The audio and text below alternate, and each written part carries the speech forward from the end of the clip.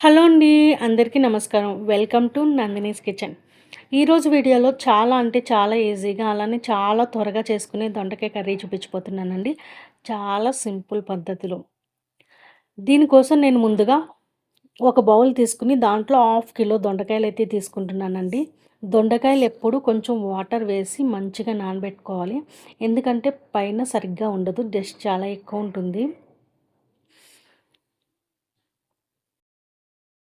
Water వేసి 2, 3 సార్లు మంచిగా వాష్ చేసుకోవాలండి. ఈ విధంగా వాష్ చేసుకొని చిన్న చిన్న ముక్కల కింద కట్ చేసుకొని పక్కన పెట్టుకోవాలి. ఈలోగా ఒక బౌల్ తీసుకొని 1 టేబుల్ స్పూన్ వరకు ఆయిల్ అయితే తీసుకున్నానండి.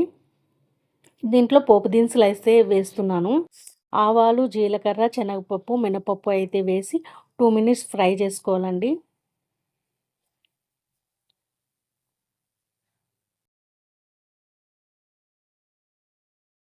2 మినిట్స్ మంచిగా ఫ్రై అయిన తర్వాత కరివేపాకునైతే వేస్తున్నానండి. కరివేపాకు రొమ్మ, అలానే పచ్చిమిర్చి 4, 5 చిన్నగా చీరి వేస్తున్నానండి. అలానే 2 ఉల్లిపాయలు, పెద్ద సైజు ఉల్లిపాయలు 2 అయితే కోసి వేస్తున్నానండి. ఇది ఒక 5 మినిట్స్ అలానే మంచిగా ఫ్రై చేసుకోవాలి.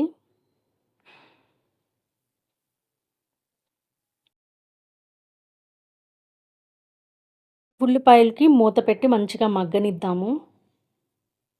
మూత పెట్టడం వల్ల ఉల్లిపాయలు మంచిగా కలర్ వస్తూ మంచిగా మగ్గడం అయితే జరుగుతుందండి. చూడండి ఈ విధంగా మగ్గిన తర్వాత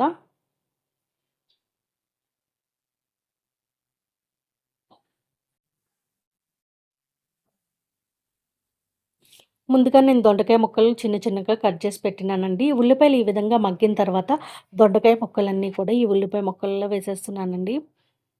ఇలా వేసిన తర్వాత ఒక 2 మినిట్స్ కలుపుకొని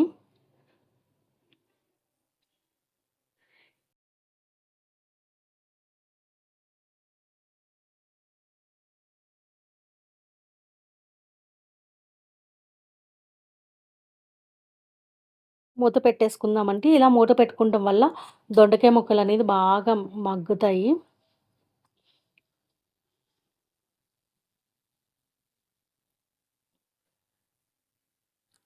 దొండకాయ ముక్కలు కలర్ చేంజ్ అయినయి చూసారు కదా! ఈ విధంగా మగ్గిన తర్వాత లాస్ట్ 90% అయితే ఉడికిపోయిందండి దొండకాయ. చూడండి దొండకాయ చాలా త్వరగానే మగ్గిపోయింది.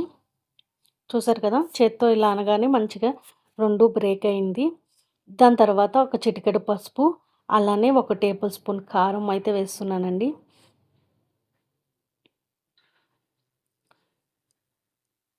అలాగే రుచికి సరిపడా సాల్ట్.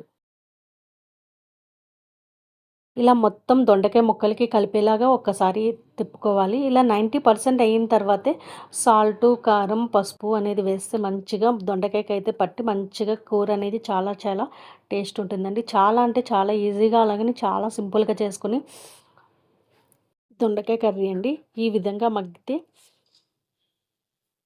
సరిపోతుంది. ఇప్పుడు చిన్న కొత్తిమీరను చిన్నగా చీల్చినవి వేసేస్తే అయిపోతుంది. దొండకాయ కర్రీ అయితే చాలా ఈజీగా రెడీ అయిపోయిందండి. మీకు ఈ వీడియో గనుక నచ్చితే ప్లీజ్ లైక్ చేయండి. అలాగే తప్పకుండా సబ్స్క్రైబ్ చేసి మీ సపోర్ట్ మాకివ్వండి. థ్యాంక్ యూ ఫర్ వాచింగ్ అండి.